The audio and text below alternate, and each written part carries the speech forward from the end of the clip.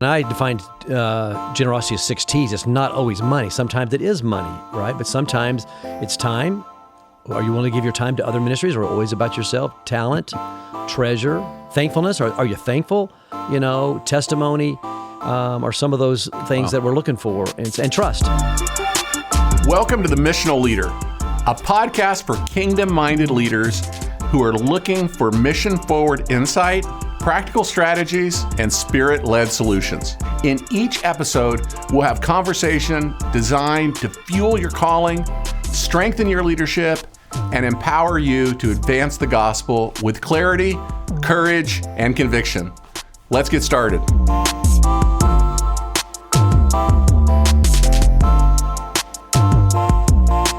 Hey friends, Rob here. I am so excited to share this conversation I just had with one of my dearest friends, best friends in all the world, Mart Green.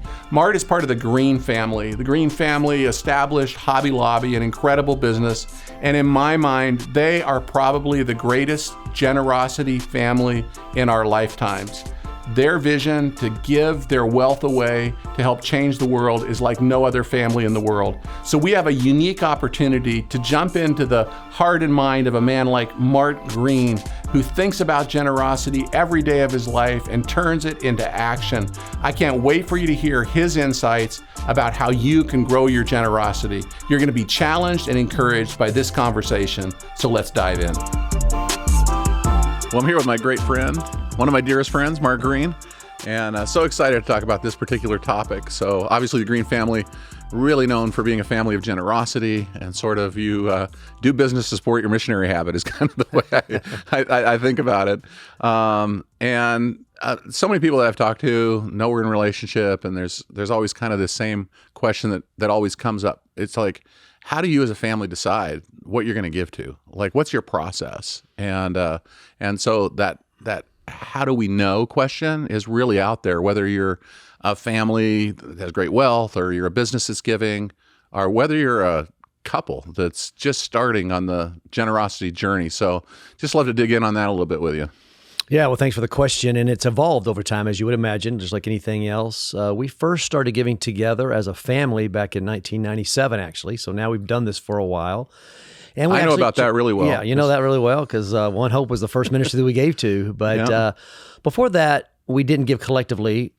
Personally, I give my own tithing, but we wanted to tithe out of the business. And my dad made the decision, even though he's a founder, him and my mom could have decided where to give. They said, no, we want to give with our children that have been in this business and worked here. So there's 7 of us. So we've all worked together between 40 and 50 years. And so, like I said, in 1997, we decided we're going to tithe our profits and we're going to vote together. So there's 7 of us that have voted from 1997 till today, and we all get 1 vote, so it's equal votes. But yeah, how do you give to? What do you give to? Because after a while, we get way too many requests. We can't give to everything. And so I'm a visual person. So actually, we meet once a month, the first Wednesday of the month, to talk about what we give to. And there's a jar up front. In that jar are a bunch of marbles, and most of them are white. And then there's a few green marbles. And so what we say as a ministry investment team, we call ourselves the ministry investment team, that we'll bring you excellent ministries. That's our job, to look and make sure that we have the priorities that we want. But if the family votes no, we don't take it personal, because we did our part. They have to vote and find the green marbles. And so what are our values? What is it that we like to give to? And at the very highest level, probably, you start with, there's only 2 things that last forever: the souls of men and women, and God's word.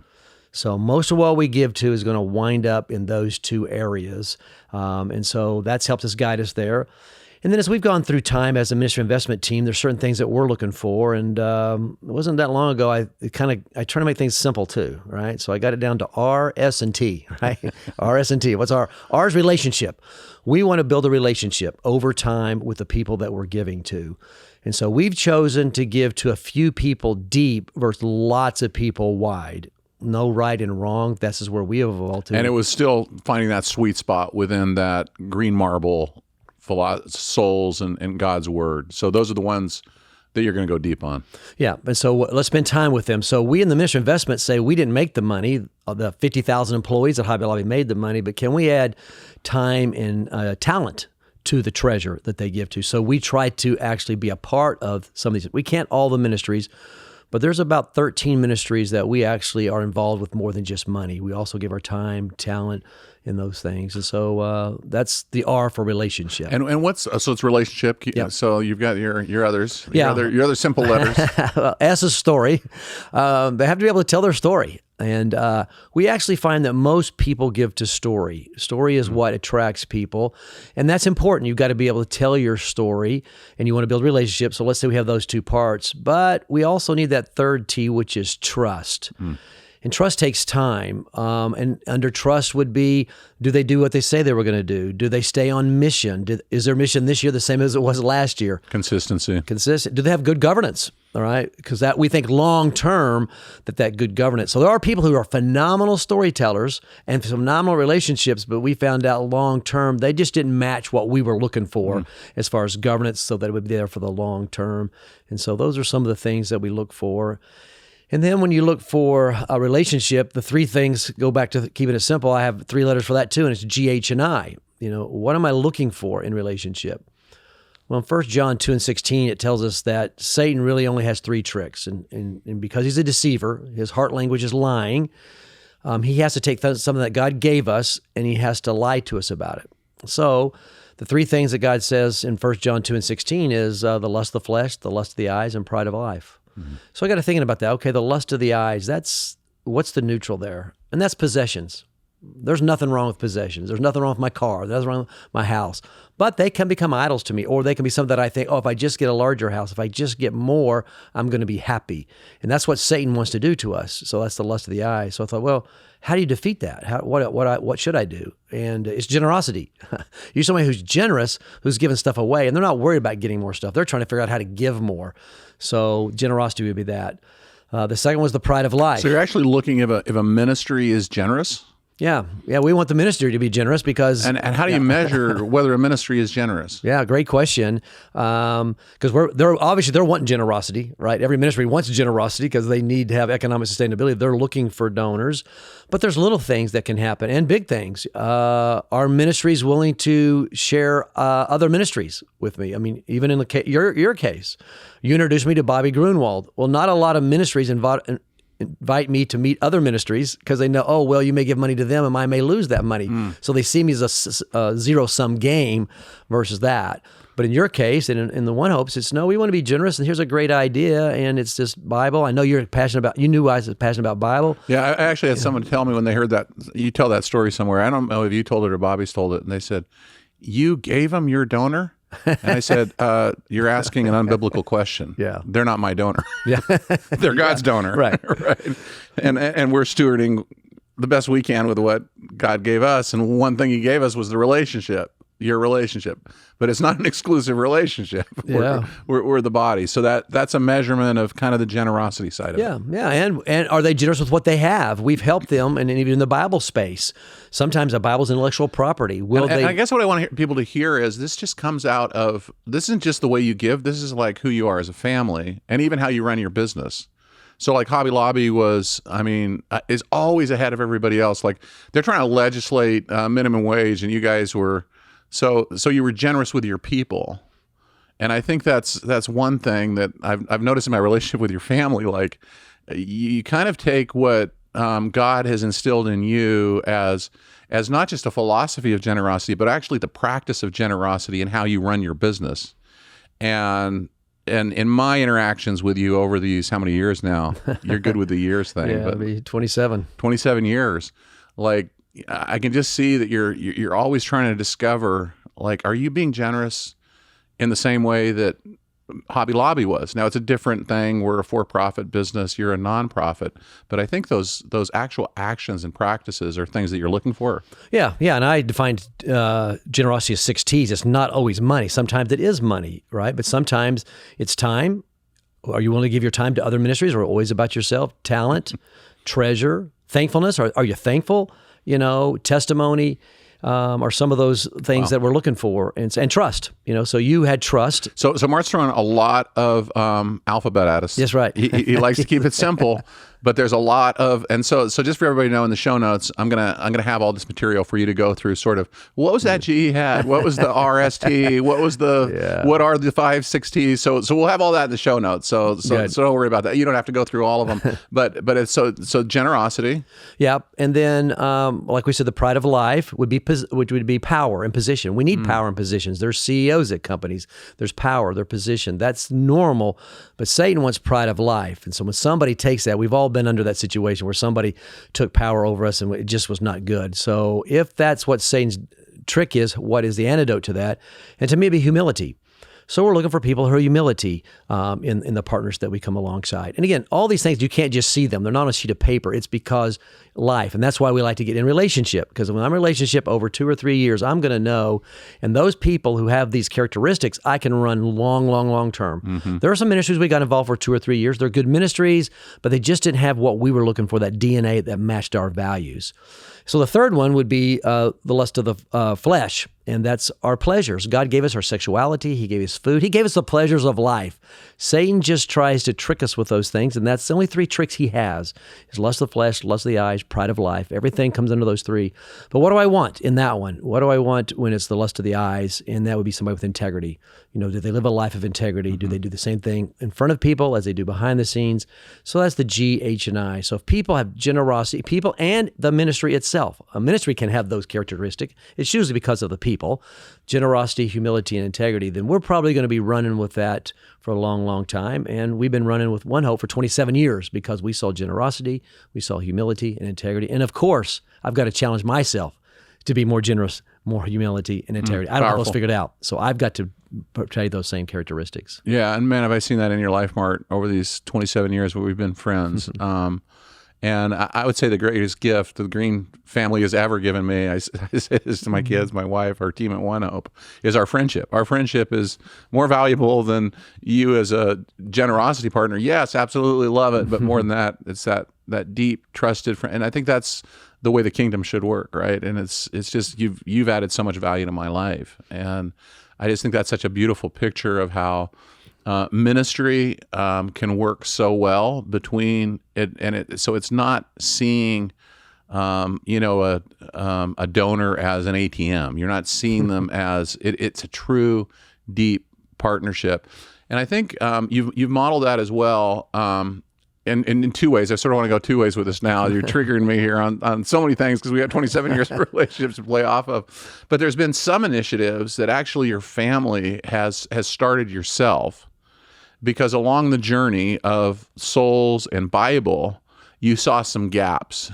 You saw some things from the seat you were sitting in as a generosity partner that just didn't make sense. And I've seen you do that several times, but probably the biggest project that you personally sort of initiated on behalf of the family, they voted on it, it was a green marble, but was just the whole state of translation. So tell us a little bit about where you see a gap in giving, and as a generosity partner, you go, man, God's actually calling me. And so now, are you a generosity partner? Are you a ministry leader? The answer is yes, right? I mean, yep. So tell us a little bit about that, where you saw a gap, particularly in the translation space, and stepped in. Yeah, I had an unusual experience in 1998 where I felt like the Lord put on my heart that someday there'd be a project so big that no ministry could do it by themselves. They'd come together. No donor could do it by themselves. They'd come together, and both those groups would come together. And then in 2010, when I was down in Guatemala, I just felt like the Lord said us to eradicate Bible poverty. What if you brought resource partners and ministry partners all together at a table and discuss this issue of 2150? 2150 was the year the last Bible translations were going to start on planet Earth. Now, most people don't know, but there's 6,000 vital languages on planet Earth. And so about a third of those at that time didn't even have a translation started. Another third were already in process. So it's like, man, this is a long, hard job. I'm not going to be alive in 2150, I don't think. And so what could we do in our lifetime? So we got 11 CEOs and 5 resource partners. We have met every month, basically, for those first 10 years to say, what could we do together? Let me stop right there. How many years? 10 years. Every month? Every month. Flew to Dallas Airport, C-21, the largest Admiral Club in the country, to to meet, to do what we just talked about earlier, build that relationship, build trust. And so what could we do what together? you're saying is building trust is hard. It takes a lot of time. Yeah. Say noise attacks at the point of unity. So that's the reason my marriage is hard. That's why marriage is the most unified thing we have on planet Earth is a marriage. Satan shows up. Anytime you try to unify something, because God tells us in John 17:21, when we become one, the world will know who Jesus is, right? And so how do we do that together? And so Satan attacks us. So you bring together all these CEOs. I was in the Bible agency. I was one of the chairmen for the forum, and we've been trying for years to do sort of what I call unity for the sake of unity. Like, let's just get along, right? Let's just make sure that the right hand knows what the left hand's doing. But you're going, no. You got to do better than that. We got to do more than that. We can't wait till 2150. Like, we got to shorten this gap. So you pull together these CEOs and you start building trust between them, and sort of jump to the end of how that initiative that you and some other generosity partners coming together, like, what difference has that made, like in the big scope of the Bible translation? Yeah, the big deal is we were able to set a goal of 2033. So now all translation won't be done, but everybody will have some scripture by 2033. If we hit our goal, we're still trying to get it there. We're about 2044. We've gone from 2150 to about 2044. So these next 10 years, we got to get 20 years worth of work done. But we believe in 2033, 95% of this world will have the full Bible, Old and New Testament. 99.96 will have at least a New Testament, and that last 0.04 will have at least the first 25 chapters started. So it's called an all-access goal. And so that's the operational engine. So we got all the operational. Well, once we got the operation engine going, we thought, well, let's go to the resource partners and see. Now, that's the hardest thing, as we talked about earlier. I'm asking 11 ministries to bring their best donors to an event. Okay, to a gathering. To share their donors again. To share their donors now. So that's scary if you take that a certain type of mentality, which is the normal mentality.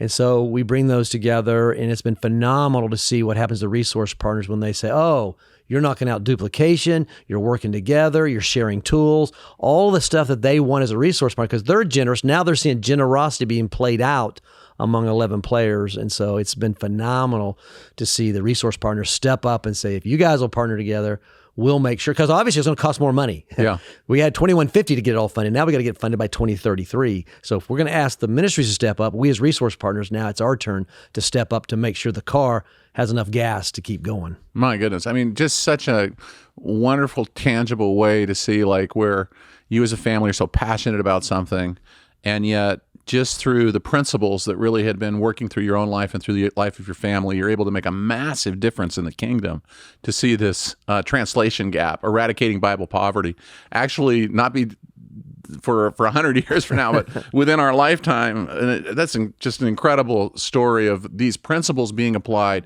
to make a major difference and an impact. Now, that's the really good side of the story. Like, I want people to hear, though, like, what are some of the greatest challenges you have in ministries actually coming together and working in unity? I'm sure there's been massive. I mean, if it was easy, it would have already been done. But somehow, unity's hard. Like, and what have been the biggest obstacles, either on the generosity side of partners or on the ministry side? Or were the ministry partners actually the greater challenge than the generosity part? I know the answer to that, but unpack that a little bit for us, if you would. Yeah, it's just human nature and natural for, if you're a CEO of a ministry, you've got a board, and that board has certain things they want you to get done and what you have to do. So you're there. So for somebody to come in and ask you, hey, to partner with these people, that means you've got to see the value add.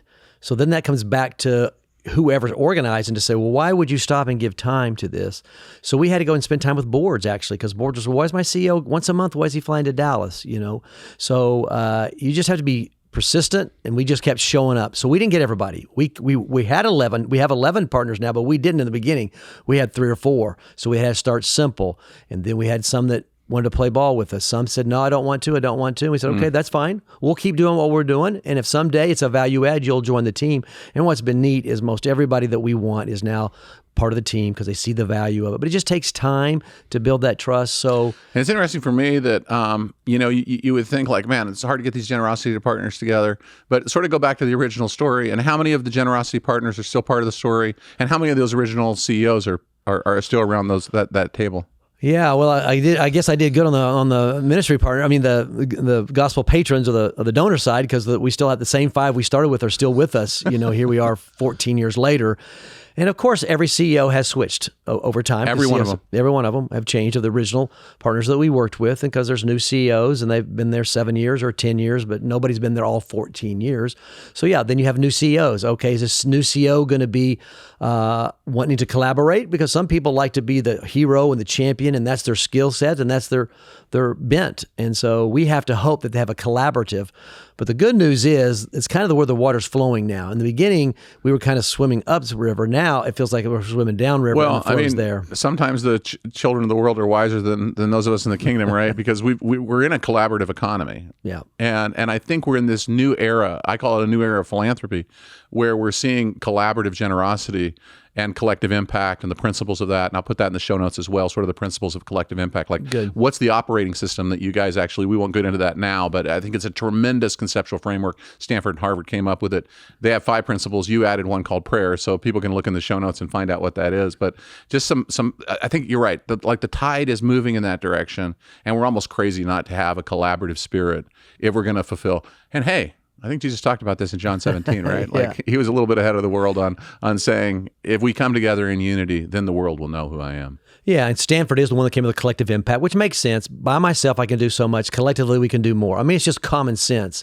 But they went back after 10 years and they studied 70 different collective impacts. And it was a long, long article. But the very first sentence was, collective impact is really, really hard. And so it makes total sense, but Satan attacks the point of unity, and we're just humans. Really, and really hard. Yeah, that's true. 10 years, every month, and the Dallas airport. Really, really hard. Yeah, I know yeah. that's been, well, man, thank you just for your commitment to that and these incredible values that your family. So you've really unpacked for us sort of the how, but I love the story of sort of the why of your family, like the values that have kind of driven your family to really say, look, this is not our business, this is God's business. And I love to say that people look at your family and go, man, they're the most generous people. And you always have a line about, you're actually probably not the most generous person that's been in your family lineage. So who was that, and what impact has her values had on who your family has become? Yeah, if you dial the clock about 100 years ago, a young lady and her dad were pitching tents and doing revivals across the middle part of America.